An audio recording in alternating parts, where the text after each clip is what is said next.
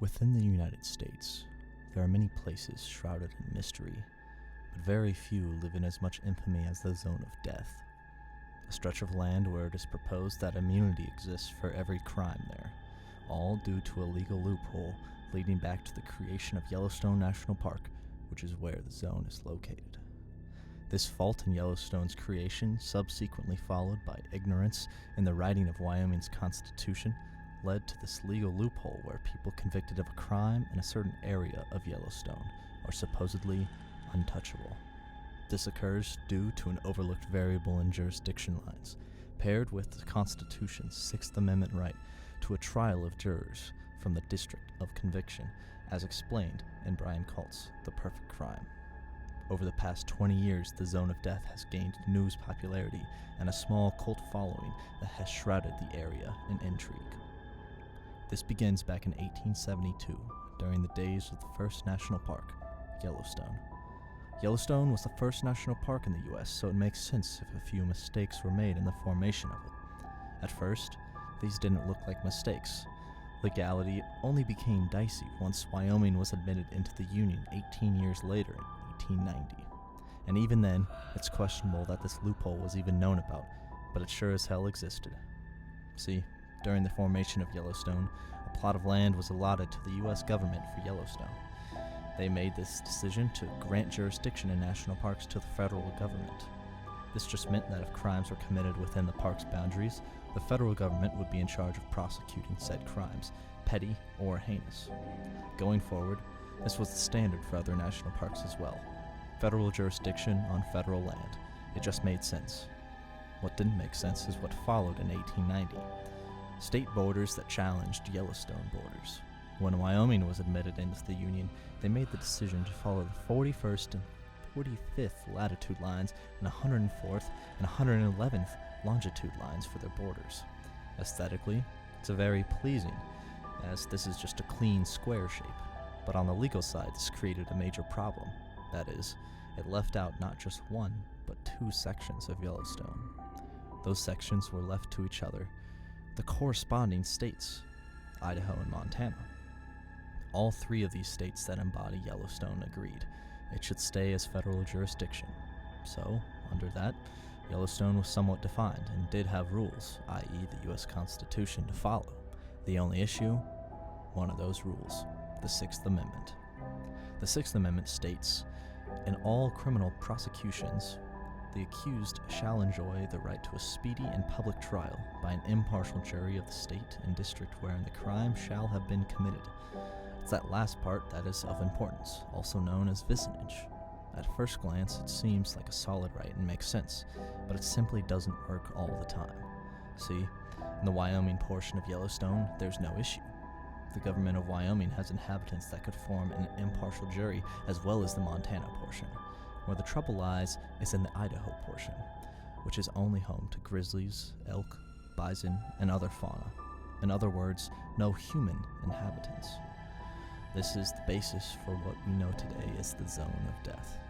It's built upon the idea that if an American citizen committed a crime within the Idaho portion and exercised their Sixth Amendment rights, a jury would not be able to be formed, and therefore the defendant would get off scot-free. This phenomenon was not really known, at least in the public, until Brian Cult released an essay called The Perfect Crime in 2005. This essay highlighted the legal loophole and brought attention to it. Cult highlighted the jurisdiction, the Sixth Amendment rights at stake, and the legality between the two, and came to the conclusion that there is no defense to the Zone of Death.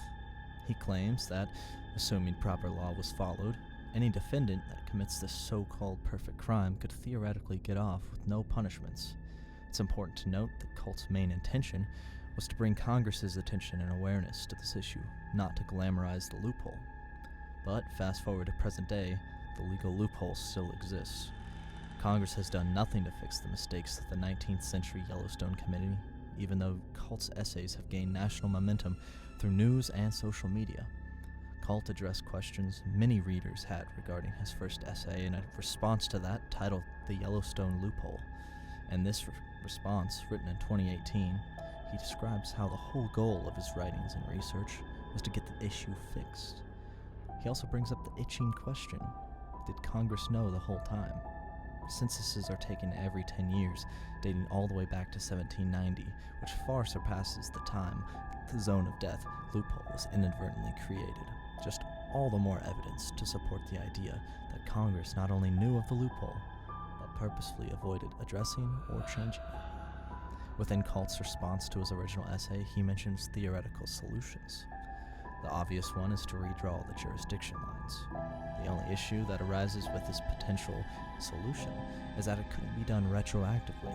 In other words, if someone were to take advantage of the loophole, Congress could not redraw the jurisdiction lines after the crime. This is the solution that many lawmakers are supporting and proposing to Congress. Another possible solution, or argument, is that it's been rejected before, why not again? For this, context is important, as a poacher in the Montana portion of the park exercised his Sixth Amendment rights and directly referenced Cult's essay back in 2007, but the difference of the Montana portion to the Idaho portion is that there are residents, therefore ruling the loophole obsolete in that area. So while yes, someone has tried to invoke their Sixth Amendment rights to get out of legal trouble, they didn't do it within the zone of death, so that renders that argument pointless. Another common solution people have proposed is that Congress would just find a way. This implies that no matter how long it took, they would find a workaround or not in the loop. This also is not an option, as it brings into the equation the other part of the Sixth Amendment, the right to a fair and speedy trial. Keeping a defendant detained for extended periods of time to find a workaround for an issue that has been known for possibly centuries would not work as a solution. These are basically the only solutions talked about in both of Cult's essays. There is a very obvious solution that is overlooked, and that is having people move into the area. It's uninhabited, not uninhabitable. The government could very easily incentivize civilians to move to the area, whether that be financial motivation or job security, i.e. a park worker. Even a small community of 20 people on the outskirts of the park would be enough to solve the problem.